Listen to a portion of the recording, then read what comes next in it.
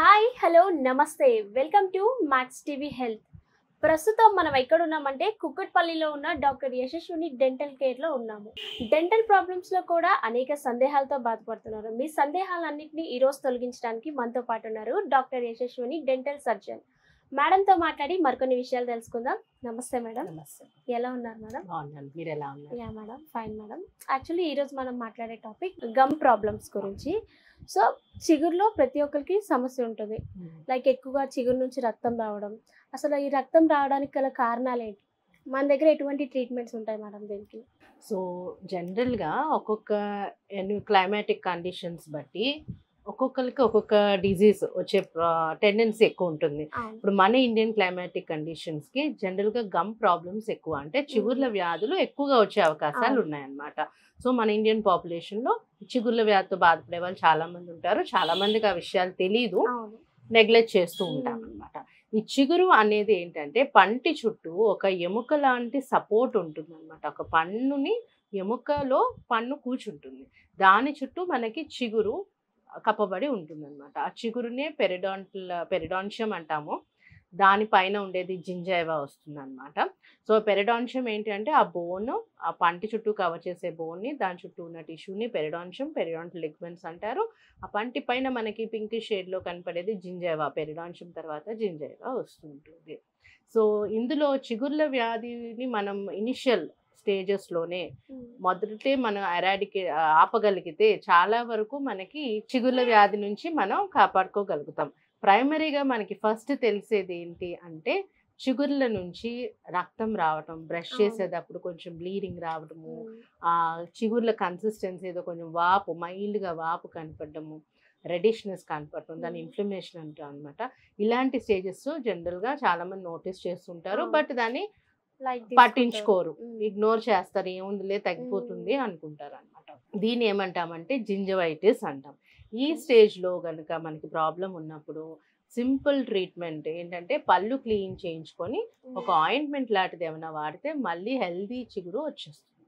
Okay, so ఇది gingivitis అని అంటారనమాట. సో ఇనిషియల్గా ఇనిషియల్ స్టేజెస్లో మనకి పంటికి వచ్చే వ్యాధి ఏంటంటే జింజవైటిస్.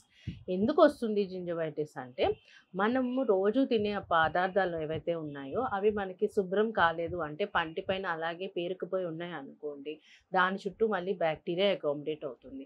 ఈ బ్యాక్టీరియా మనం తిన్న పదార్థాలు ఈ రెండు కలిపి పాచి కింద ఫామ్ అవుతాయి. దాన్ని ప్లాక్ అంటాం అనమాట. ప్లాక్ కానీ క్యాలిక్యులస్ కానీ అంటాం. ఈ పాచి అనేది ఈ పంటి చుట్టూ చిగురు మీద అడాప్ట్ అయిపోతూ ఉంటుంది. ఇది బ్యాక్టీరియా పట్టినప్పుడు అవి టాక్సిన్స్ రిలీజ్ చేస్తాయి. ఈ టాక్సిన్స్ ఆర్ కెమికల్స్ ఏం చేస్తాయి, మన పంటి మీద ఉన్న చిగురు ఏదైతే ఉందో ఆ చిగురుని ఫస్ట్ ఇన్ఫెక్ట్ చేస్తాయి. ఆ ఇన్ఫెక్షనే మనకి ఫస్ట్ ఇనిషియల్ స్టేజెస్లో జింజవైటిస్ అంటారు. జింజవైటిస్ అంటే చిగురు నుంచి కొంచెం రక్తం రావటము, చిగుర్లు కొంచెం వాయడము, ఇలాంటి ప్రాబ్లమ్స్ ఉంటాయి. అప్పుడు పళ్ళు అయితే స్ట్రాంగ్గానే ఉంటాయి, కానీ మనం ఇంటర్నల్గా చూస్తే పాచి కనపడుతూ ఉంటుంది. మనం ఏదైతే కారణమో దాన్ని తీసేసుకొని క్లీన్ చేసుకొని మైల్డ్గా చిగురికి గట్టిపడడానికి కావాల్సిన ఆయింట్మెంట్లు అవి వాడుకుంటే నార్మల్ హెల్దీ గమ్స్ వచ్చేస్తాయి. ఈ స్టేజ్ దాటిన తర్వాత ఎప్పుడైతే మనం ఈ జింజవైటిస్ని నెగ్లెక్ట్ చేస్తారో నెక్స్ట్ స్టేజ్ వచ్చేసి పెరిడాంటైటిస్ అంటారు. పెరిడాంటైటిస్ అంటే చిగుర్ల వ్యాధి. అప్పుడు మనం ఇందాక చెప్పుకున్నట్టు పంటి చుట్టూ ఏదైతే ఎముక ఉంటుందో ఆ ఎముకకి ఈ ఇన్ఫెక్షన్ స్ప్రెడ్ అవుతుంది. అంటే చిగురు నుంచి పంటి లోపల ఉన్న ఎముక, పంటి చుట్టూ ఉన్న ఎముకకి ఈ ఇన్ఫెక్షన్ స్ప్రెడ్ అయినప్పుడు ఆ పంటికి సపోర్ట్ ఇచ్చే ఎముక ఏదైతే ఆల్విలార్ బోన్ అంటామో ఆల్విలార్ బోన్ అరగడం స్టార్ట్ అవుతుంది.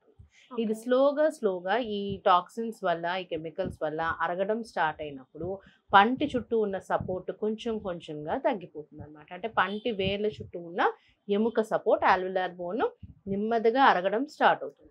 మేడం నాకు ఒక డౌట్, ఇప్పుడు ఈ బ్లీడింగ్ అవుతుంది కదా, ఒకవేళ అది అలా మనం నెగ్లెక్ట్ చేసే కొద్దీ ఆ టీత్ అనేది ఇది నెక్స్ట్ ప్రొసీజర్. ఏదైతే జింజవైటిస్ స్టేజ్లో మనకి పళ్ళు ఊడే అవకాశం లేదు, అది నెగ్లెక్ట్ చేస్తే ఎముకకి ఎఫెక్ట్ అవుతుంది, ఆల్విలార్ బోన్కి ఎఫెక్ట్ అవుతుంది ఇన్ఫెక్షన్. ఆల్విలార్ బోన్కి ఎఫెక్ట్ అయినప్పుడు ఆ పస్ మనని ఎముకని అరగదీసేస్తూ ఉంటుంది. అరగదీసినప్పుడు ఈ పంటి చుట్టూ ఉన్న ఏదైతే సపోర్ట్ ఉందో అది అరిగిపోవటం వల్ల పంటికి బేస్ ఉండదు. స్లోగా పంటిలో మూమెంట్ చూస్తూ ఉంటాం. అంటే ఈ వేర్లకి ఒక 1/3 సపోర్ట్ పోయినప్పుడు గ్రేడ్ 1 మొబిలిటీ అంటే కొంచెం మూమెంట్ చూడటము, 2/3 మొబిలిటీ పోయినప్పుడు గ్రేడ్ 2 గ్రేడ్ 3 చూడటం, పూర్తిగా పోయినప్పుడు గ్రేడ్ 4 మొబిలిటీ చూస్తూ ఉంటాం. అంటే మూమెంట్ ఎక్కువైపోతుందని పంటి చుట్టూ సపోర్ట్ తగ్గిపోతుంది. సో పన్ను ఎంత చక్కగా ఉన్నా, ఎటువంటి పుచ్చు లేకుండా, ఎంత అందంగా ఎంత తెల్లగా ఉన్నా కానీ మనకి ఎప్పుడైతే దాని చుట్టూ ఉన్న ఆల్విలార్ బోన్ సపోర్ట్ తగ్గిపోతుందో, చిగురు సపోర్ట్ తగ్గిపోతుందో పన్ను దానికి అదే ఊడి పడిపోతుంది అనమాట. సో మనకి పన్ను ఎంత ఇంపార్టెంట్, చిగురు కూడా అంత ఇంపార్టెంట్. సో ఇప్పుడు జింజవైటిస్ స్టార్టింగ్ స్టేజ్లో మనం జస్ట్ సింపుల్ ట్రీట్మెంట్, జింజవైటిస్కి స్కేలింగ్ చేసుకోవడం, పళ్ళు శుభ్రం చేసుకోవడం, regular maintenance, daily 2 times brush చేసుకోవడం, పుక్కిలించడం, ఇవి మనం చేయించుకుంటే జింజవైటిస్ నుంచి హెల్దీ గమ్స్కి వచ్చేస్తాం. నెక్స్ట్ స్టేజ్ పెరడాంటైటిస్ వచ్చినప్పుడు మనం ఎక్స్రే చూసుకుంటే అక్కడ బోన్ లాస్ చూస్తాం అనమాట, ఆల్విలార్ బోన్ లాస్. ఆ కండిషన్స్లో మనకి డిఫరెంట్ టైప్స్ ఆఫ్ ట్రీట్మెంట్స్ ఉంటాయి. ఫ్లాప్ సర్జరీస్ అనే ట్రీట్మెంట్ ఉంటుంది. ఫ్లాప్ సర్జరీస్లో మాన్యువల్ ఫ్లాప్ సర్జరీ ఉంటుంది, లేజర్ ఫ్లాప్ సర్జరీ. ఏదో ఒక ఫ్లాప్ టైప్లో మనకి సూటబుల్ అయిన ఫ్లాప్ సర్జరీ ప్రొసీజర్ అప్రోచ్ అయ్యి ఆ చుట్టూ ఉన్న ఇన్ఫెక్షన్ క్లియర్ చేసి ఏదైతే ఎముక అరిగిపోయిందో ఆ ప్లేస్లో మనం గ్రాఫ్టింగ్ మెటీరియల్ అంటే బోన్ గ్రాఫ్టింగ్ మెటీరియల్ పెట్టుకోవచ్చు. బోన్ గ్రాఫ్టింగ్ మెటీరియల్ పెట్టుకున్నప్పుడు అక్కడ మళ్ళీ బోన్ ఫామ్ అయ్యే అవకాశాలు ఉన్నాయి. 100% ఫామ్ అయిపోతుందని కాదు, చాలా మటుకు బోన్ ఫామ్ అయ్యే అవకాశాలు ఉంటాయి. సో అప్పుడు మళ్ళీ మనకి మన పండుకి వీలైనంత వరకు స్ట్రెంగ్త్ వస్తుంటుంది. సో పెరడాంటైటిస్ కండిషన్లో ఫ్లాప్ సర్జరీ చేయించుకోవాలి, జింజవైటిస్ కండిషన్లో స్కేలింగ్, క్లీనింగ్ చేయించుకోవాలి. ఇవి చేయించుకొని ఇంట్లో రెగ్యులర్గా డైలీ 2 times బ్రష్ చేసుకోవడం, బాగా పుక్కలించడం, ఏం తిన్నా కంపల్సరీ పుక్కలించడం అనేది ఒక బేసిక్ అలవాటు చేసుకోవాలి మనం. ఏంటి అంటే పాలు తాగినా, టీ తాగినా, ఆర్ లిక్విడ్స్ తీసుకున్నా, బిస్కెట్స్ తిన్నా కంపల్సరీ పుక్కలించాలి. ఎందుకంటే బ్రష్ మన పళ్ళ సందులు అన్నిటిలోకి వెళ్ళలేదు. బట్ వాటర్తో కానీ మౌత్ వాష్తో కానీ పుక్కలించినప్పుడు చక్కగా లోపలికి వెళ్ళి శుభ్రం చేస్తాయి అన్నమాట. యాక్చువల్లీ చాలా మంది ఓన్లీ స్కిన్, హెయిర్ మీద ఎక్కువ కేర్ తీసుకుంటారు.